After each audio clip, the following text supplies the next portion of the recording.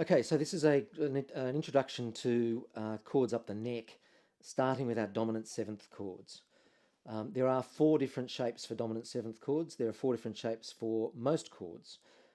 Because we have 4 strings, we can put our root notes or our thirds, our fifths, our sevenths on different strings to get the same effect. We're going to start with the dominant sevenths though.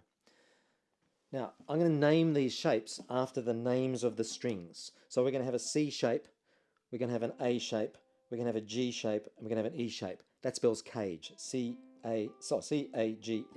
cage. The first shape you know down here as being a C7 shape. The root of this is on the C note, C string rather. There's C, we have a C, an E, a G, and a B flat, C7. I can move that all the way up the fretboard, and what I'm doing is I'm moving the root note 1 fret at a time up that C string. So if we started with C7 here, because C was on the C string, if I go up 2 frets, I now have D on the C string. That's my D7. Alright, so there's the fingering for it. I'm barring all the way across 1 fret and putting my middle finger on the next fret on the A string. So there we go. That's our first shape, the C shape.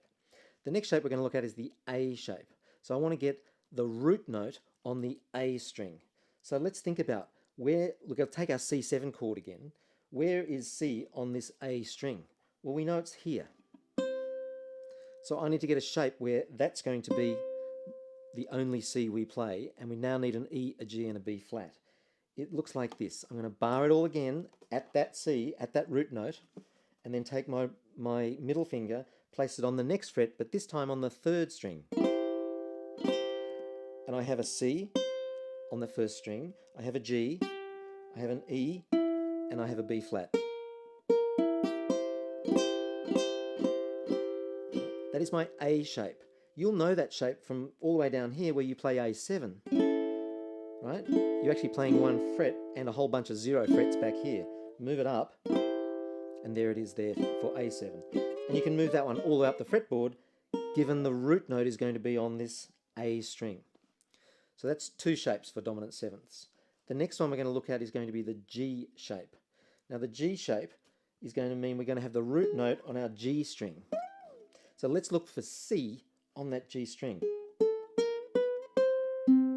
There it is, it's at the 5th fret.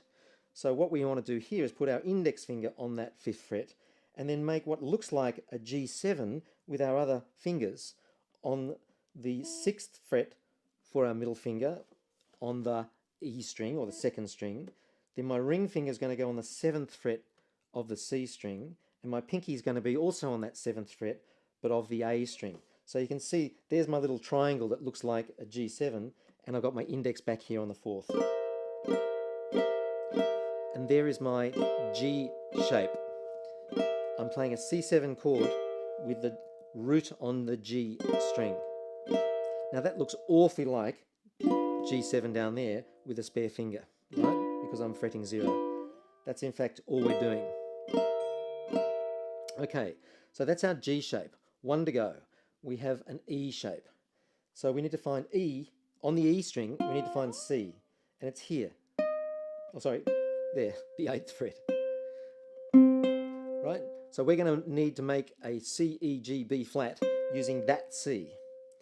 The way we do it is we take, for those of you who know remember Silent Night down the bottom here, we leave our index finger, we're going to put our index finger on that C, and then we're going to make our pinky up on 10. We're going to put on the 1st string, that is. There it is. Then we're going to take our ring finger and come across to the C string and put it on the 10th fret as well. And then we're going to take our middle finger, put it on the 9th fret of the 4th string. And there is our C7 with the root note being on the E string. If you slide that all the way back down to the 1st fret, you'll see it looks like an F7 with a C on the top. Go down 1 more and you've got a E7. So that's because we have the E on the what string? E on the E string. Come up to F7, I've got F on the E string. Go all the way up to the top here, where I've got C on the E string. I've now got a C7. So 4 shapes. First one, C. Next one, our A shape. Next one, our G shape.